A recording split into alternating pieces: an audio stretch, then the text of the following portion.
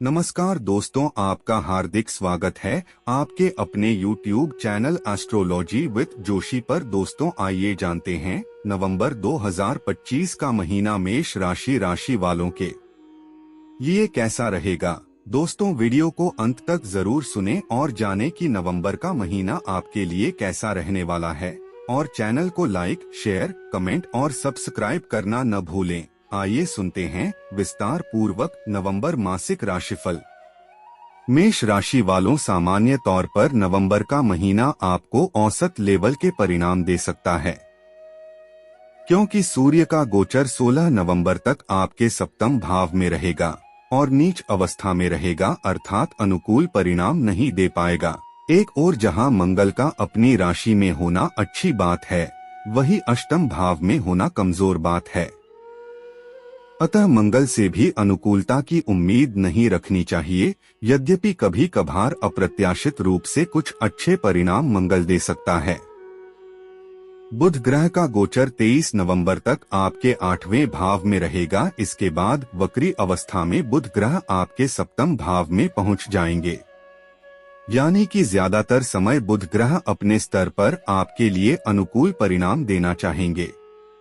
बृहस्पति का गोचर पूरे महीने कर्क राशि में रहेगा, अर्थात आपके चौथे भाव में रहेगा, साथ ही साथ अपने ही नक्षत्र में रहेगा। लेकिन 11 नवंबर से बृहस्पति ग्रह वक्री हो जाएंगे। इस तरह से बृहस्पति से औसत परिणामों की उम्मीद रखनी चाहिए। शुक्र ग्रह 2 नवंबर तक कन्या राशि में रहेगा, अर्थात कमजोर परिणाम देगा। वहीं 2 नवंबर से 26 नवंबर के बीच सप्तम भाव में होने के कारण कमजोर, तो अपनी राशि में होने के कारण अनुकूल कहा जाएगा। ऐसे में 2 नवंबर से 26 नवंबर के बीच शुक्र आपको मिले जुले परिणाम दे सकता है। आगे भी शुक्र से मिले जुड़े परिणामों की ही उम्मीद रखनी चाहिए, अर्थात महीने के ज्यादातर समय शुक्र आपको मिले जुले परिणाम देता हुआ प्रतीत हो रहा है। शनि ग्रह मीन राशि में गुरु के नक्षत्र में रहेगा, साथ ही साथ 28 नवंबर तक वक्री रहेगा। इसके बाद मार्गी हो जाएगा।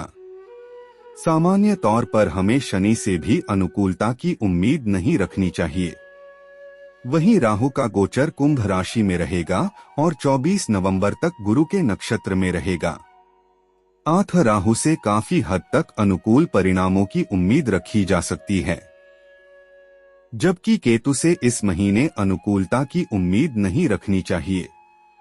इस तरह से हम पाते हैं कि नवंबर 2025 का महीना आपको मिले जुले या औसत परिणाम दे सकता है। वहीं आपके करियर स्थान का स्वामी इस महीने द्वादश भाव में रहेगा। ऊपर से शनि 28 नवंबर तक वक्री हैं। ये स्थितियां इस बात का संकेत कर रही हैं कि कार्यक्षेत्र में इस महीने भी कुछ कठिनाइयां मौजूद रह सकती हैं। साथ ही साथ महीने के पहले हिस्से में सप्तम भाव में नीच के सूर्य का प्रभाव भी रहेगा। यह सभी स्थितियां इस बात का संकेत कर रही हैं कि कार्यक्षेत्र के मामले में इस महीने सावधानी पूर्वक निर्वाह करना जरूरी रहेगा।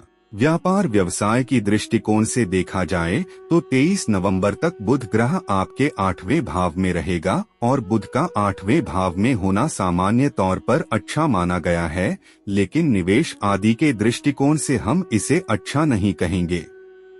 नए सिरे से किसी काम की शुरुआत या निवेश आदि उचित नहीं रहेगा। नौकरी पेशा लोगों को भी इस महीने औसत परिणाम मिलते हुए प्रतीत हो रहे हैं। आर्थिक स्थिति के अनुसार इस महीने आपके लाभ भाव के स्वामी की स्थिति अच्छी नहीं है। हालांकि आपके लाभ भाव का स्वामी शनि व्यय भाव में रहेगा और 28 नवंबर तक वक्री रहेगा, लेकिन गुरु के नक्षत्र में रहेगा और गुरु के द्वारा देखा भी जाएगा। ऐसी स्थिति में आपकी मेहनत के परिणाम का कुछ प्रतिशत आपको मिलता रहेगा। विशेषकर ऐसे लोग जिनका काम कमीशन इत्यादि का है, उन्हें इस महीने अधिक कमीशन नहीं मिल सकेगा। व्यापार व्यवसाय में भी कम फायदा मिलेगा। शुक्र की स्थिति अच्छी नहीं होने के कारण बचत के मामले में शुक्र से मिले जुले परिणाम मिल सकते हैं।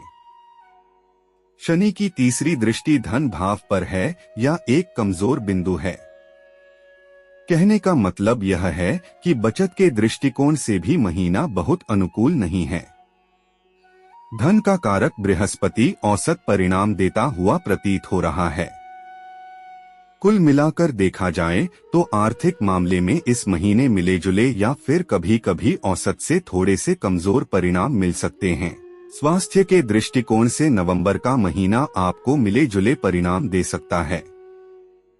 आपके लग्न या राशि के स्वामी ग्रह मंगल इस पूरे महीने 8वें भाव में रहने वाले हैं। हालांकि मंगल अपनी राशि में रहेंगे, ऐसे में हो सकता है कि कोई बड़ी स्वास्थ्य समस्या न आए, लेकिन छोटी मोटी स्वास्थ्य समस्याओं पर ध्यान देना जरूरी है। विशेषकर महीने के पहले हिस्से में जब पंचम भाव का स्वामी सूर्य नीच का रहेगा, उस अवधि में पेट से संबंधित कुछ परेशानियां रह सकती हैं। इस महीने शुक्र की स्थिति भी इस बात का संकेत कर रही है कि कमर के आसपास या जननांगों से संबंधित कुछ परेशानियां भी कभी कभार देखने को मिल सकती हैं।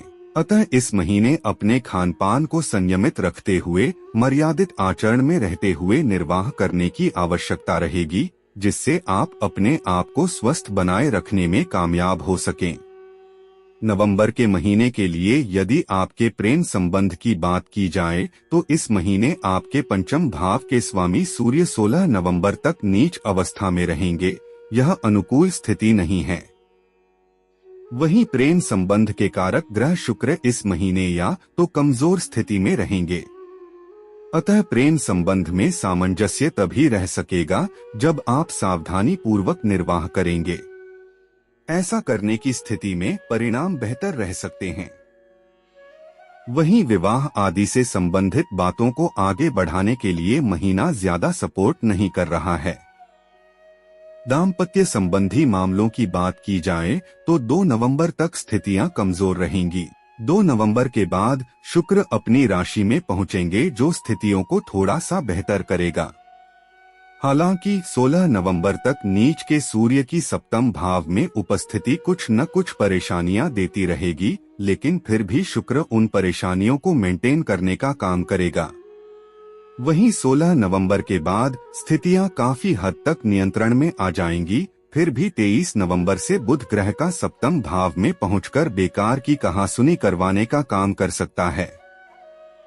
वहीं विवाह आदि की बातों को आगे बढ़ाने के लिए महीने से सपोर्ट मिलता हुआ प्रतीत नहीं हो रहा है, जबकि दाम्पत्य जीवन में मिले-जुले परिणाम मिल सकते हैं।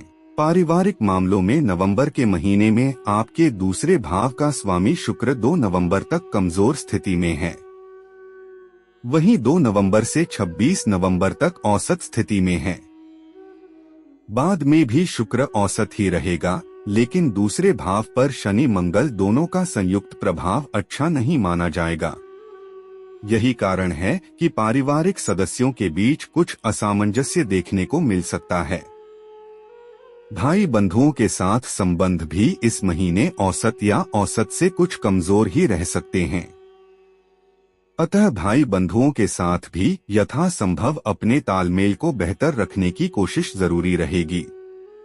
घर गृहस्थी से संबंधित मामलों में तुलनात्मक रूप से बेहतर परिणाम मिल सकते हैं, क्योंकि चतुर्थ भाव में बृहस्पति की उपस्थिति इस बात का संकेत कर रही है कि कुछ परेशानियां आएंगी तो सही, लेकिन बृहस्पति उन्हें ठीक भी कर देगा। अर्थात परेशानियों को आप समझदारी पूर्वक दूर भी कर सकेंगे।